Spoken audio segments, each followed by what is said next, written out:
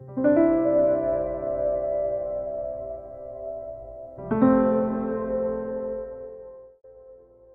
frères nous ont menti jusque-là.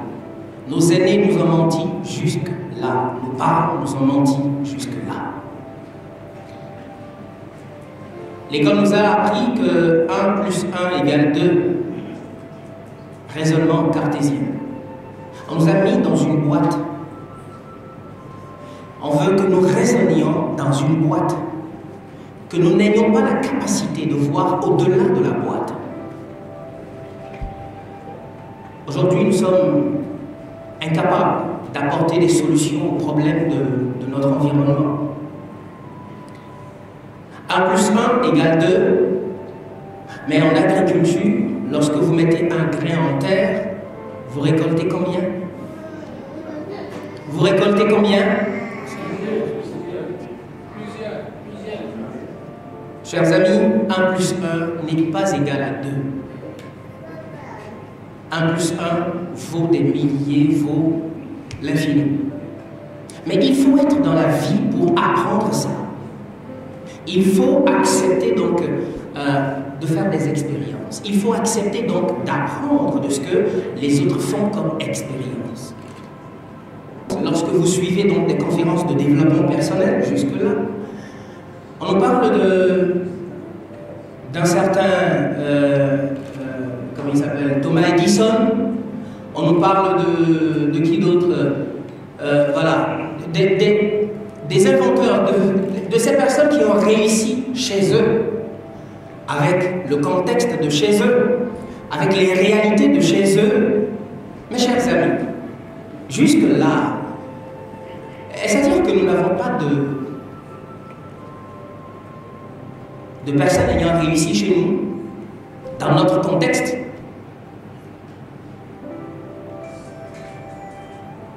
Imaginez un instant que nous parvenons désormais à éduquer nos enfants à partir de ce que les gens de chez nous font comme expérience.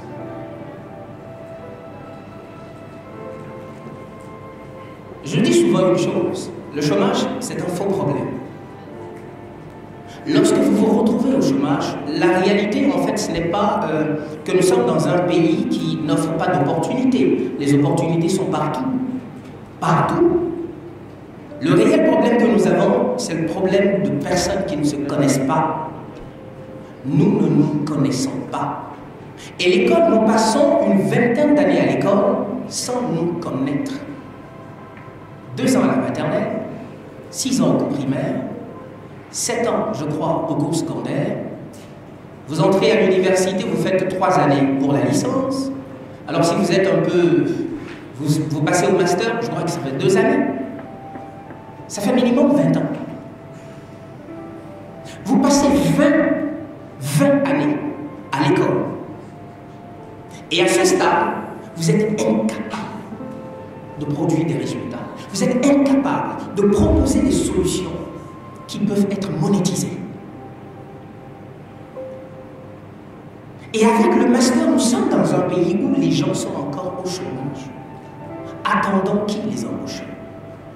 Je dis une chose, mais où sont passées alors nos prédispositions naturelles? Où sont passés les désirs de nos cœurs? Les choses que nous voudrions faire quand nous étions enfants, mais desquelles les parents nous ont découragés, nous ont détournés.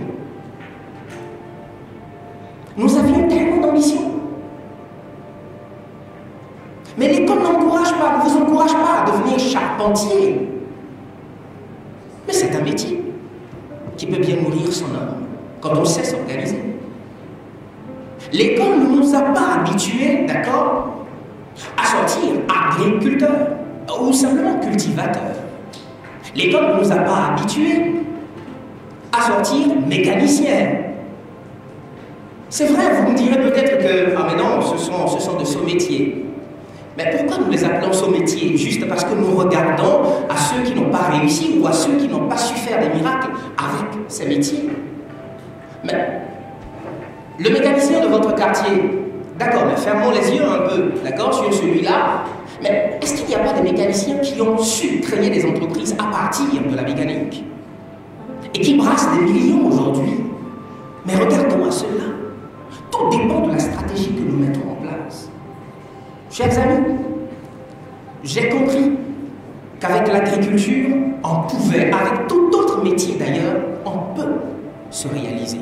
Mais ça dépend donc de ce que ce métier répond à votre désir de cœur. Nicolas avait un désir de cœur. Nicolas avait un désir de cœur. Il était fatigué de l'école. Ça ne lui disait rien pour de vrai. Le livre devrait être intitulé « Un intellectuel, 3 métiers insultants ». Parce qu'il rêvait de devenir ou d'embrasser 3 métiers insultants. Je vous le dis, pour suspense, le dernier métier qu'il a voulu embrasser, c'était de devenir Zemmour. Zemmour. L'école ne vous prépare pas à ça. Bon, vous allez peut-être me dire, ben, c'est pas un métier. C'est un métier. Aujourd'hui, les cultivateurs, intellectuels cultivateurs, ils participent, ils vont au champ, ils mettent la main à la terre. Et aujourd'hui, se comparer à un fonctionnaire, ce n'est pas son ambition. Il n'y trouve pas son compte. Pour dire quoi? Nous sommes à l'ère où il faut que chacun de nous accepte le désir du cœur de chaque enfant. Et que nous acceptions d'accompagner chaque enfant dans son désir de cœur, tout en le cadrant, tout en l'accompagnant. Si nous pouvons parvenir à cela, je vous assure, nous allons supprimer le chômage au bout d'un temps. Au bout d'un temps, je connais un responsable d'agence de communication, il est à Cotonou. Je ne vous dirai pas son nom, vous le connaissez. Son père est médecin, a voulu, l'a forcé d'ailleurs à devenir médecin. Parce qu'il était donc le seul garçon de la famille, le papa voulait avoir un héritier médecin. Il s'est opposé sans succès, mais finalement, il a dû se plier à la volonté de son père. Et plus tard, il a ouvert son cabinet de soins à Porto-Novo ici, et plus tard à Cotonou. Mais à un moment donné, vous savez ce qu'il fait? Il ferme le cabinet de soins. Quand il a acquis de la maturité et tout le reste, il ferme le cabinet de soins. Et que fait-il aujourd'hui? Il a une agence de communication. Pour dire quoi? Depuis son enfance, il a toujours voulu être journaliste, communicateur.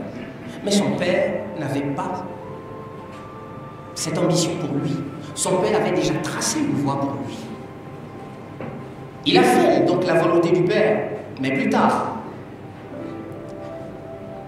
on dira, moi je le dis, il a perdu du temps.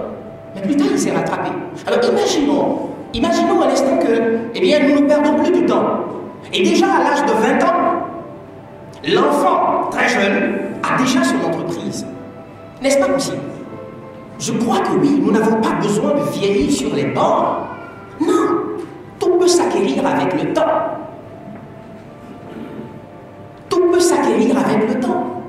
Déjà à 20 ans, vous positionnez l'enfant dans le secteur, dans la filière qui répond à son désir de cœur, et très vite, à l'âge de 20 ans,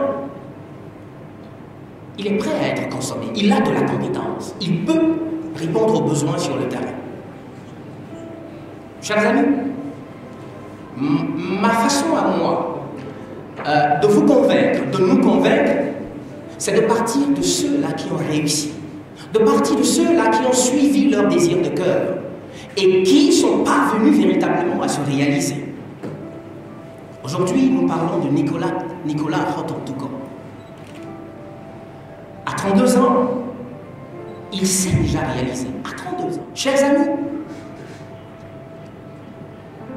une vie, c'est une histoire. Et chaque histoire doit être enseignée. C'est ma compréhension des choses. Et ce que chacun de nous vivons, en réalité, ce n'est pas pour nous, mais c'est pour des générations après nous. Les solutions que nous trouvons à nos différentes difficultés ou à nos différents problèmes, ces solutions ne sont pas pour nous. Ces solutions sont pour des générations à venir, pour leur faciliter la vie, pour préparer le terrain, tracer un chemin pour eux. Aujourd'hui, nous racontons l'histoire de Nicolas Roth-Toucan. Je voudrais que ce soit le tour de plusieurs autres après. Je voudrais qu'on parle du parcours de chacun de vous. Parce que la seule richesse, le seul héritage que nous allons laisser, c'est ce que nous avons vécu et des solutions que nous avons trouvées. À qui le tout prochainement?